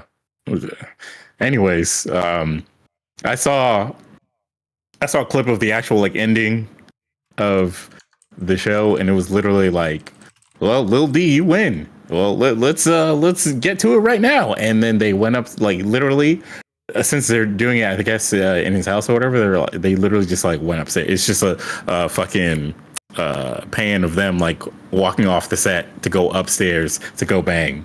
And I saw a screenshot of what happened afterwards, and yes, they actually like just went up there and just started filming the sex scene, just like the what is it, the Plug Talk or whatever show that they do, where they like do a podcast and then they're like, all right, now let's go fuck, and then they just film a sex scene right there for the OnlyFans. It's like, look, they know how to make their money. Hey, look, y'all green eggs and have it, man. That's all I got for you. I've not seen a full episode of that show at all because it just looked really dumb and like just a bunch of like Adam 22 like feeding into the cuck jokes now, which is just kind of boring. Like when you had the first moment where like, oh, Elena's doing a fucking scene with a black guy. It's the first time she's done a scene with somebody who's not Adam, blah blah blah, whatever. It was like, oh wow, Adam's just gonna let that, that kind of shit. And after that, he was just like, yeah, I'm gonna let other men fuck my wife. I actually like it. And it's just like, all right, bro, calm down. Like now it's just like too far. Yeah, it's just boring now because he's just always making that same joke. And this show was like the culmination of that joke. Hey, which one of you guys wants to bang my wife? So I'm gonna be there too. Like that's, it's just like, okay, sure, why not? But who cares?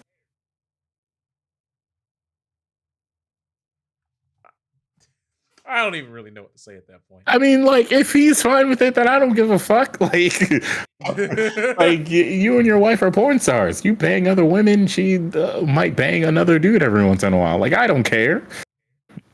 Y'all are happy. That's cool. I don't care. But you want to know something that's wild? What? At least all of them got paid on time. Man, let's talk about another story in the vault of the FGC players who don't get paid on time or at all by seedy person who was like, no, y'all can trust me. I got y'all. I care about the FGC. God damn it. So, as of right now, there's still details. So I'm not going to sit here and just pick a side. Because, like I said, I don't know everything that happened between them. But some of y'all remember there was a Nobi gaming event that was pushed forward due to the simple fact that they were going to release Mortal Kombat 1. Mm-hmm. And they were going to have a couple of exhibitions. They flew out players. They flew out commentators.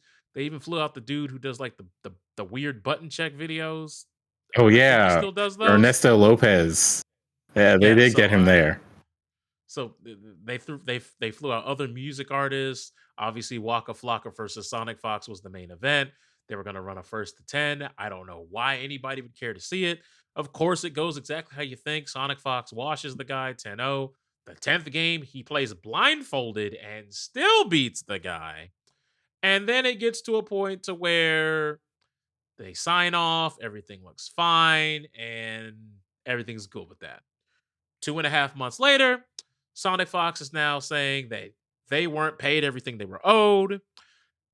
They only got half the payment. They weren't even paid for everything that they were contractually obligated to be paid for. And we heard from Nobi Gaming's Fashoon, and what he had to say was, I don't know where you're getting your information but we have a full legal team, and they have advised us that the contract was null and void due to us changing the venue. The contract was specific to the original venue to perform, and you were informed of the venue change via an email in which you still chose to participate. Now, from what you said there, it doesn't matter if you had a change in venue. If you didn't make that motherfucker sign that he will get that they will be getting a pay deduction because they're in a new venue, if that is not a document that was sent there and was signed for, you have no case. Mm-hmm. Unless this was something that you explicitly wrote that your pay will be docked for being at a new venue. If that is not something, if that connotation wasn't made, you have no case. Even if your legal team said that the contract is null and void because you're no longer there, then let's just say, best case scenario, you got one over on the Fox. But now you look like somebody who is known to try to find loopholes and scam people. That's what you look like on the other end of, no, they're right. And the contract was, that means you had a contract, it didn't work out, and then you kind of wink, nudge them to do in a freebie. Yeah. Which in and of its own self is shiesty. Exactly. That's some shiest behavior. And there's no, like, look, Sonic Fox went back and forth with this dude at first. You know, dude posted some like DMs that were very irrelevant. Sonic Fox posted some DMs that seemed relevant to what that dude posted, but irrelevant to like maybe some of the negotiations. Like, I know there was some like bullshit about like Sonic Fox was like feeling really like uncomfortable about promoting it because Waka Flocka had announced that he's like supporting Trump or some shit, and yeah, he was like, personally, I don't think I can like support him doing that or whatever. Mad weird. Yeah, because the dude was like, "Hey, I'm Sonic Fox from the future, and I should sign with the organization." I was like, "What are we doing here, bro?" Yeah. That sounds like a 13-year-old who's trying to recruit their older brother's best friend to play on their team instead of the older brothers. Look, man, I'm not even gonna comment on the shit like that. All right, but fucking. Sonic Fox eventually was just like, what am I doing? I don't need to respond to this anymore. Anyways, you'll be hearing from my lawyers. Like, there's no reason for me to do anything else. Like, I can afford a lawyer, so I'm just gonna have a lawyer like deal with this. And Buddy's trying to like, I don't know, bait him. You see, that's because he's a fake, a phony. And it's like, bro, the moment he said lawyer, you got to stop talking. This is that part of the Law and Order SVU episode right It's there. like, hey, That's he like, lawyered up, man. yeah, You don't show your hand at this point. exactly. He lawyered And up. the Nobi Gaming guy then went on to say, even though the venue change was out of everyone's control, we still paid you in good faith as well as everyone that participated. And we paid you even more than you made beating an entire pro field at ECT the following week.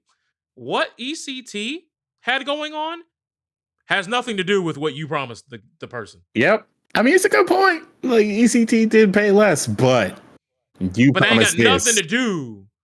Yes, that's a ECT pays dicks. Exactly. You And that's promised not even this, ECT's fault. and you That's not paid even, half.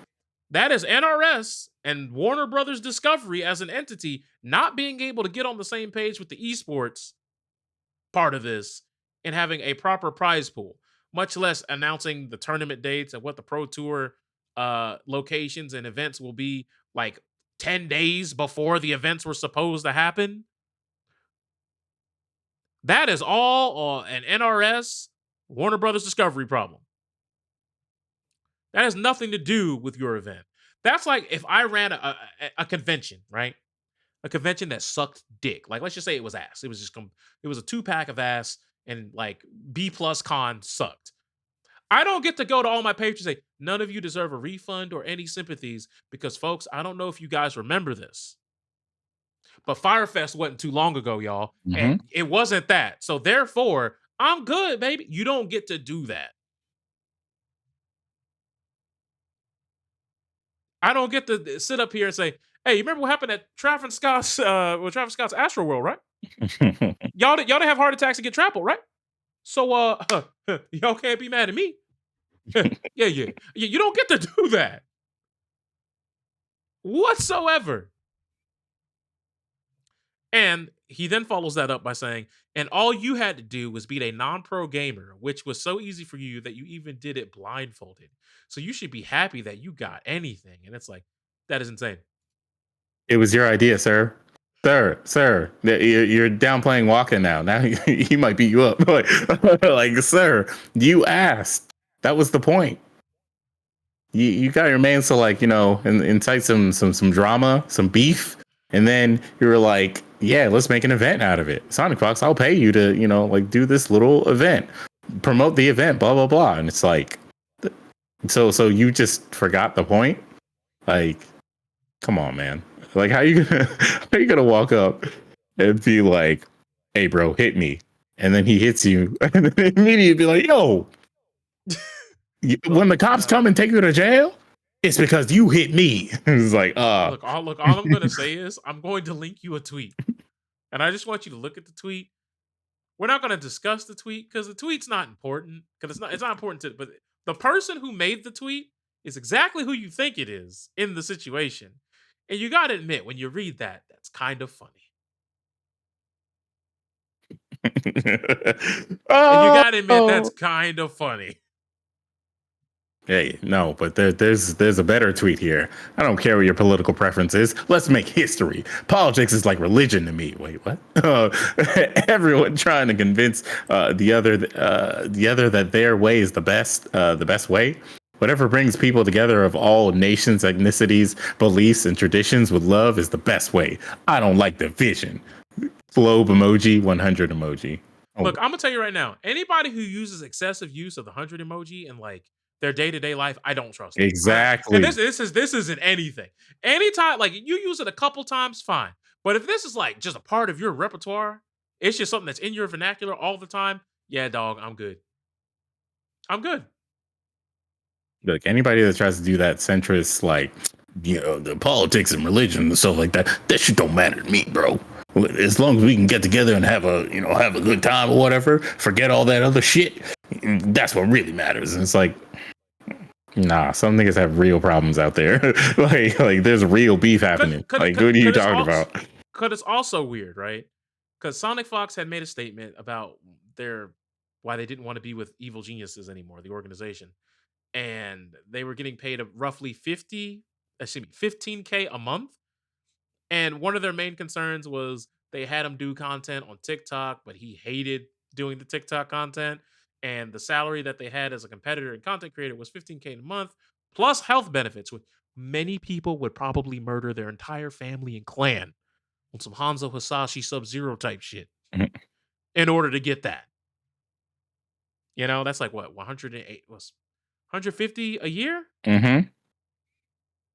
Oh no, 15. It's 180 a year, 180K a year with benefits. You just do some TikToks and just make content. Now we don't know to what ends the content was, because sometimes that content do be having your ass run ragged. If you got to do like 10-hour streams, then you got to go do TikTok separately, and you got like a 16-hour workday. Yeah, and there's other stuff. There's apparently other stuff that he just legally can't talk about. Yeah, So much less also having to travel and compete and place. Like I'm sure there's a lot going on there that we may not know, but I say all that to say someone made a tweet saying, "I love you, Fox, big fan, but this is actually making me ill." Which, okay, 15K a month for hanging out at tournaments for a few weekends a year and uploading match VODs with Discord call audio. Come on, man. And I'm like, that tells me you don't make content. you're right. That's not what's happening. Like, But even if it was, Nobi Fashun then replied to that comment saying, "So you hated fulfilling your obligations with evil geniuses and getting paid 15K a month? all right, bro. How many players can Oh say my you God. get 15K a month with these minimum deliverabilities? Thank you for proving my point." 100 emoji. It's like, bro, aren't you like why? How are you And tweeting so much, man? it's like these outside interactions don't have anything to do with what you have going on Yeah, in your interaction. like, look, if That's all I'm saying. you promise X amount of money and you just start giving excuses the moment it's like, yo, where's the other half? It's like you trying to play some Debo shit. What other half? Like, nah, that's not cool. Like, he can sue you. He has grounds to sue you, especially if it was in writing anywhere. Now, even like, having like Discord conversations or whatever of you being like, yeah, I'm gonna give you this, that counts. He can print those out. Now it's in writing, bro. Like it's kind of a wrap. Okay, as long as he can prove that something was signed and that this money was promised after the event, then it's a wash. That dude's gonna spend a lot of his money on freaking lawyers just to, I don't know, lose the case and have to pay anyways, and that's a waste of everybody's time. But if he wants to waste it, then that's his prerogative. So it's just simple. Just keep your promise. If you say you're going to pay this, pay it. Like, you shouldn't have went for such a high amount for Sonic Fox to play Waka. But the FGC is not a stranger to such things. I mean, shit, did the Video X Games thing ever get resolved? Are we ever going to see Jessica Nigiri again? Let's go to the beach. God. But when people talk, some people are saying, "Well, it seems like you're really, on Sonic Fox's team here. It seems like you're not really fucking with the Nobi situation. So, like, wouldn't that mean Sonic Fox is in the right?" Here's the thing: at no point, and why would either of them, if they're going to have a legal battle? I ain't seen the contract. Mm-hmm. I don't know what's in it. I don't want to see it. I don't know who's telling the truth and who's lying. I'm just saying the defense that the Fashun guy is using has been a 2-pack of ass. He could be right. He could be. It's a realistic possibility. But given what we know and what's been presented and how he's going about it, 2-pack of ass. Yeah, he's not a lawyer, so. And he said, hey, my legal team, I can type, "Hey, my legal team said that I can no longer stream today and I can just end stream right now." Mm-hmm. I could do it. I'm just saying. 100%. And like that, what are we going to do about that? So it doesn't matter. So at this point, there's no need for any of the like tweets, any of the back and forths. Sonic Fox said the right thing. This will be handled by the lawyers, and that's that. Like, I don't think he's sweating the money that bad because, with all the things that Sonic Fox has won, I'm pretty sure he's still got a lot of money. I mean, he's got enough to afford a fucking lawyer, so he's probably still got a lot of money. But at the same time, it's still a lot of money just left on the table. So you can't just be like, I look. I know they got a lot of money. I just need them to go out and buy an actual microphone. look, Because that $15 McDonald's drive-through helmet that they wearing is not gonna cut it, bro. listen, that it's never going to happen. We all are very sad about the the low quality mic laughs that we hear when he's over there playing MK, streaming off of the console and shit. But this is just what it is. Sonic Fox is so good and so well known that he can get away with that shit. He can get away with like your 2 viewer Andy like streamer type shit and still get 200 people at least watching him, you know? So because we're not there for Sonic Fox's commentary and all that shit. We're there for the tech. We're there for the, you know, the matches, the content. And that's usually why he streams in the first place. So what can you do? That's just how it is. But fucking God, it would be so great if Sonic Fox bought a mic, but I don't think Sonic Fox cares enough. Because I mean, the streams are not consistent enough. It's like every once in a while, it's like, yeah, I'm playing some MK, and then plays for like 2 hours, and it's like, all right, well. Because I mean, remember they're a free agent right now, so I mean they're no longer obligated to play anything. Mm-hmm. Hell, they could play. What's that game that came out recently? Something Company. Lethal Company. Yeah, they could play that if they want to do. Probably. I mean, everybody's been doing that. When we get these like Among Us games where like everybody's like, yeah, you got to play this because me and my friends are having a good time or whatever. It's nice, but 9 times out of 10, those games are like, they're okay, but it's only fun because you're playing it with your friends. And after like, I don't know, 2 to 4 weeks, everybody's gonna like drop it. So unless I have like a solid group of friends that are legitimately like playing this game enough, I'm like, nah, bro, I'll pass. I'll pass for now. I'll go ahead and download the finals right now and play that instead. Mm-hmm. God. I mean, after all, if everything was so cut and dry, we'd have Jonathan Majors either free at last or dead to rights. Bro. And y'all still ain't figured that out yet. Nah, it's a wrap for him. He's done. It's over. Like it's a wrap. There is no. Hey, look. The NY Post said driver testifies he ain't seen nobody get hit. So I don't know. I don't know if we got him yet. There, you know, there was some leeway earlier with some of the shit with the, like, you know, the other women and all this stuff, but now. After hearing you should be more like Coretta Scott King or Michelle Obama thing. That was some of the most unhinged. And I was like, I'm like, this brother does know black women exist, right? Like, he does know that, like, they're not mythological creatures, correct? No. Listen, I had to sit through. So I listened to New Mall and Rory or whatever, and I had to sit through Rory, this white man, trying to like be like, no, but it's not a racial thing, guys. What are you talking about? No, they're just upstanding women, and it's like upstanding black women. Like that was kind of the point. You wanted his Snow Bunny to be like these upstanding black women because she's not black. He's like, why don't you act like them? But like then the text messages came out and it's like it's kind of done so again. So we read some messages and it's like it's not looking good for you, man. Like I don't know what's gonna happen with this trial. He's really trying to like make it seem like I said, that's why I was using this as an analogy. Like I wasn't there that night. I ain't see everything. I wasn't a witness. But everything that Jonathan Majors has done to try to protect himself has just seemed like a 2-pack of hands. 100%. Like what are you saying?